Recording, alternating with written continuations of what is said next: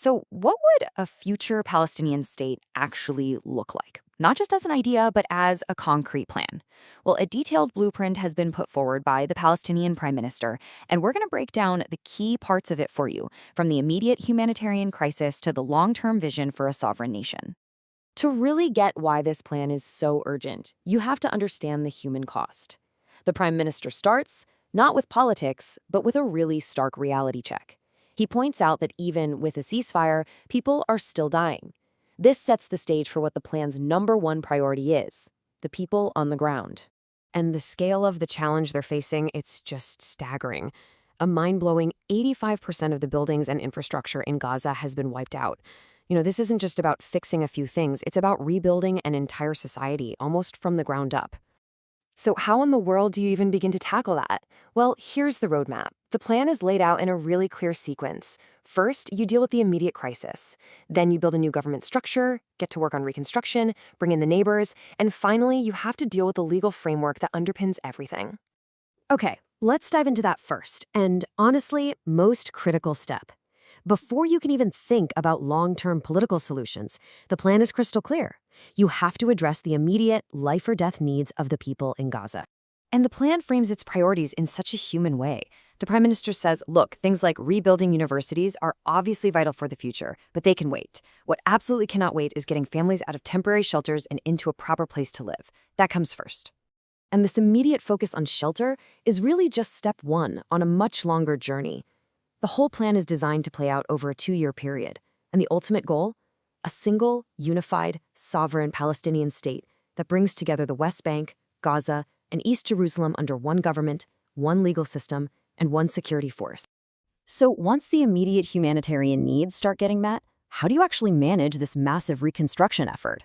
That brings us to the next phase, creating a brand new governance structure, one that's designed specifically for this huge task. The structure they're proposing has 3 tiers. At the very top, you've got something called the Board of Peace. Below that, an executive board, and on the ground, a Palestinian committee. Let's take a quick look at how their jobs are split up. So each layer has a very distinct role, which makes a lot of sense for keeping things clear and efficient. The Board of Peace, their job is high-level fundraising, getting that international support. The executive board acts as the manager, overseeing the whole process. And then the Palestinian Committee, which would be made up of technical experts, handles the actual day-to-day work on the ground.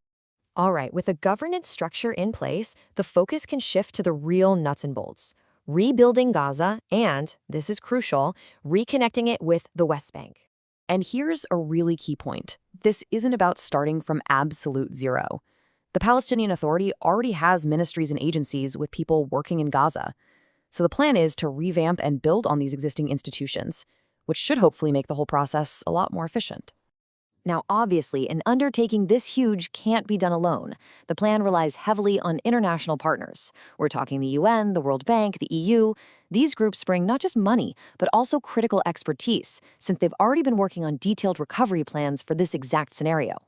Beyond the big global partners, the plan really hammers home that neighboring countries aren't just helpful, they are key stakeholders whose involvement is absolutely essential for any of this to succeed.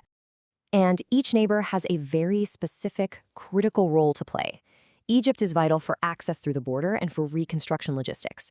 Jordan has a history of training Palestinian security forces and would likely continue that. And countries like Saudi Arabia are seen as crucial for backing internal reforms and providing the political muscle to support a 2-state solution. Okay, so all of this planning, it doesn't happen in a vacuum. It happens within a very specific legal and historical context.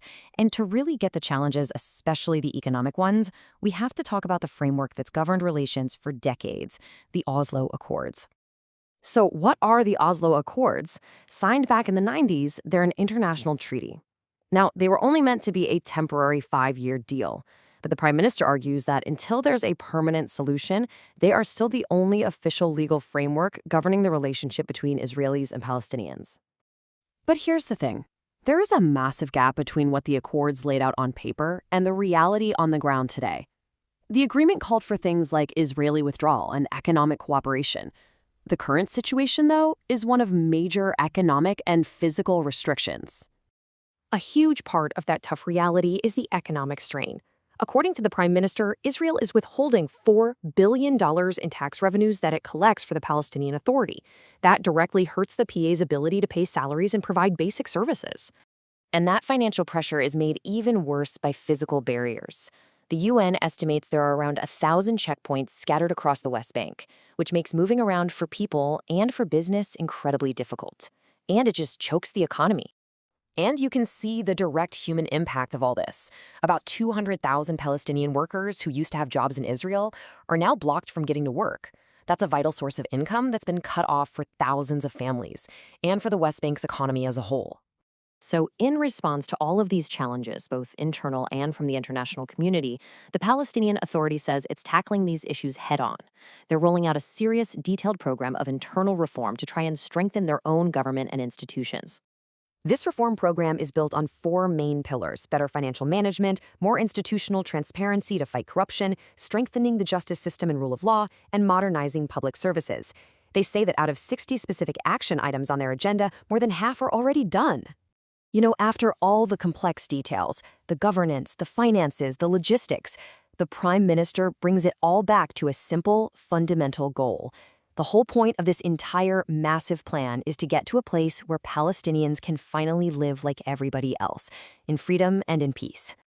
So, we've just walked through a comprehensive blueprint for statehood, from emergency aid all the way to long-term governance.